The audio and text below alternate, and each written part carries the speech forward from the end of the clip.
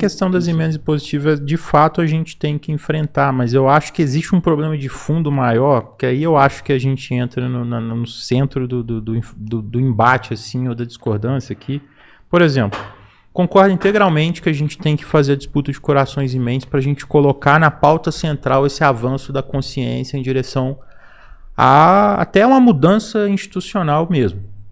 Mas, um exemplo, quando o Lula vai lá e dá uma declaração e fala que ele aprendeu com a dona Lindu, que ele não deve gastar mais do que ele arrecada em casa, que ele compara o orçamento familiar com o orçamento do Estado, ele está regredindo nessa consciência, ele não está avançando. Quando o governo apoia e acorda um acordo Mercosul-União Europeia, é o mesmo processo. Eu só não vou concordar contigo para não dar força ao seu antilulismo. Não, não é antilulista. Não é antilulista. Cara, é antilulista. O Lula não é... O Frederico, o Lula não é inimigo da esquerda. O inimigo da esquerda é a extrema-direita. O inimigo da esquerda é o neoliberalismo. Claro, não é o Lula. Então, mas se o Lula está praticando o neoliberalismo, eu tenho que criticar ele. Negocia muito. Pois é. Sabe qual que é o problema? Quantos bilhões a gente tem de emenda impositiva hoje? Coisa de 50, 41 milhões. 50 bilhões. 51 bilhões. Ah, 51 bilhões. O orçamento brasileiro hoje, ele tem um teto de gastos que eu não posso gastar mais do que 2,5%. Então, mesmo que eu revogue as emendas impositivas, eu ainda tenho um teto de gastos para poder impedir o Estado de investir. Eu vou te dar uma colher de chá. Eu vou te dar uma colher de chá para você fazer a crítica correta. Olha bem, o orçamento brasileiro em 2026 vai custar, como título da dívida, por causa desse juro, um tri. Então, mas é isso. O problema de fundo é esse. Não só isso. Não necessariamente. Porque 1 trilhão isso é realmente um problema. A gestão da dívida pública. Isso é um problema, mas então, aí é que entra esse debate. Por que está em 1 trilhão? Quando o governo foi lá se reunir, o governo tem maioria, desde o início o governo tem maioria na Comissão Monetária Nacional.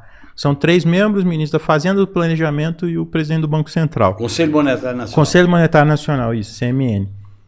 A meta de inflação no Brasil hoje é um equívoco. É de 3%. E isso foi uma opção do governo. Tinha que ser mais. 4,5%. Isso foi. Tinha que ser. A meta da Índia, eu estava até comentando ontem no Critique, a meta da Índia é de 4% com a faixa de tolerância de 2%. A Índia hoje é o país que mais cresce no mundo. Se você pega o déficit fiscal da Índia é maior do que o do Brasil e a taxa de juros da Índia é menor do que o Brasil, a inflação da Índia é uma inflação próxima da nossa. Então, essa meta de inflação que o Brasil tem é uma meta de inflação que ela estimula os juros altos. E aí você tem uma realidade hoje no Banco Central que você tem a presidência do Banco Central e os principais diretores, todos indicados pelo governo, votando unanimemente para manter uma taxa de juros em 15%. E aí entra esse problema de leitura política, de consciência que a gente precisa fazer avançar e nesse sentido há um embate a ser feito, não no sentido de antilulismo, mas no sentido de você debater as premissas da política econômica.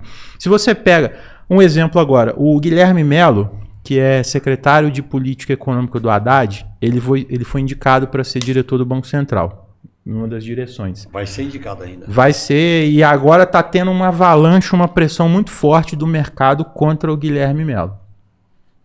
E aí você pensa assim, o Guilherme o cara é o Mao Tse Tung do PT, né, cara? O cara vai chegar lá, vai defender, estatizar tudo e tal. E aí quando você vai ver o que o Guilherme defende, o Guilherme foi um dos principais defensores e formuladores do teto de gastos. Ele defende uma política, ele defende uma leitura econômica que não se deve enfrentar o mercado, porque o mercado vai reagir, isso vai ter constrangimento e vai derrubar e vai enfraquecer o governo. É mais um liberal. Ele defende, inclusive, a premissa liberal de que é consenso, ele afirma isso, inclusive quando o teto de gastos foi implementado, ele afirmou que é um consenso de que o controle da relação dívida-PIB é essencial para você estimular o crescimento econômico, dentro de um discurso que todo o mercado também defende. Então, se a gente não tem um instrumento político e um instrumento na comunicação, no debate, para poder fazer esse questionamento, a gente não consegue entrar nessa disputa ideológica. E aí fica tudo restrito a essa polarização em que o mercado ele demoniza o PT de uma forma exagerada. E eu acho que isso daqui é um consenso. Ninguém aqui defende que o Lula é um revolucionário.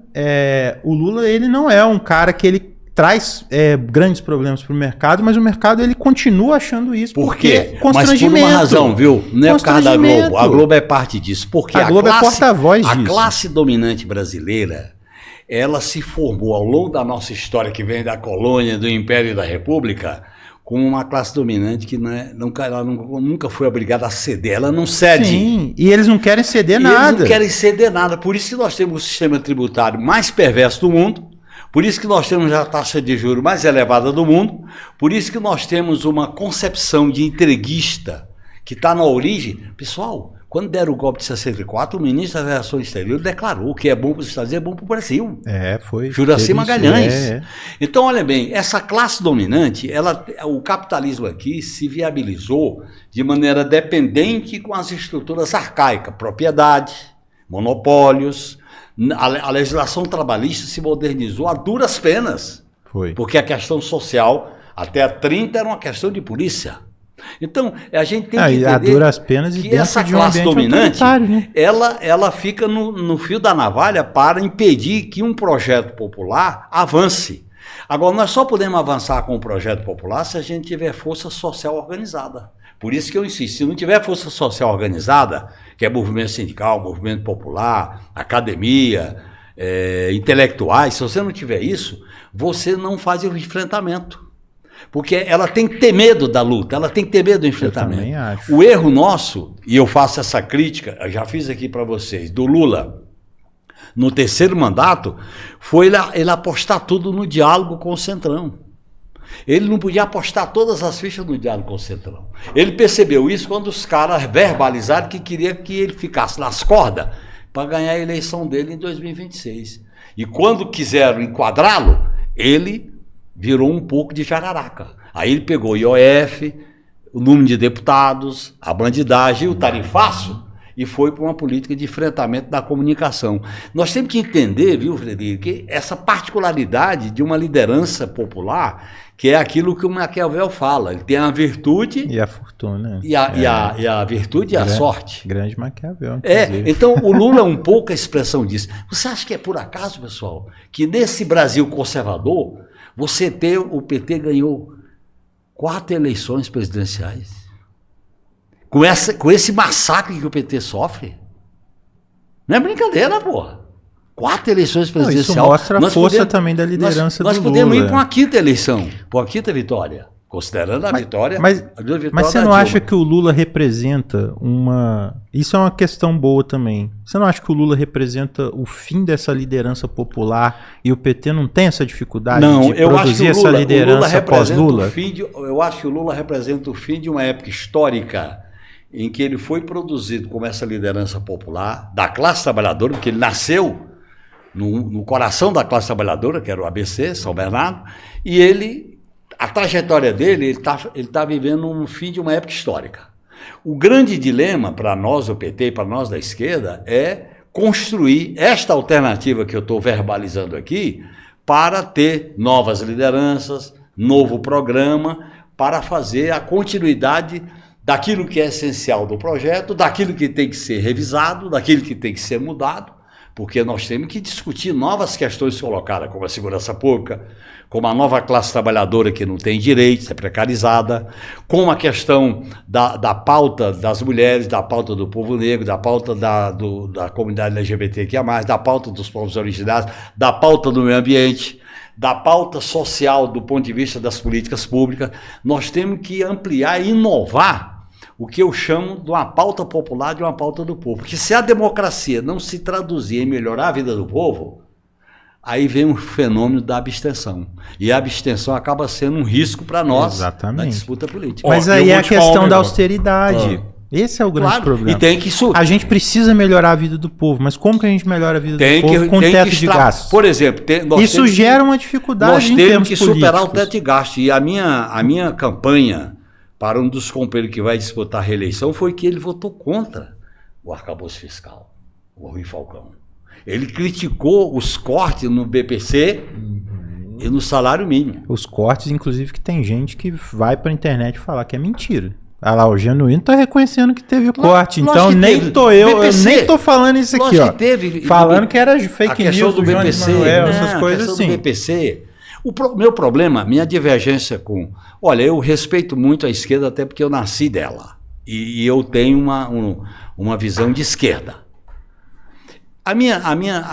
Agora, o meu problema é que nós podemos compor uma esquerda militante, lúcida, socialista, num projeto alternativo que passa pela eleição do Lula.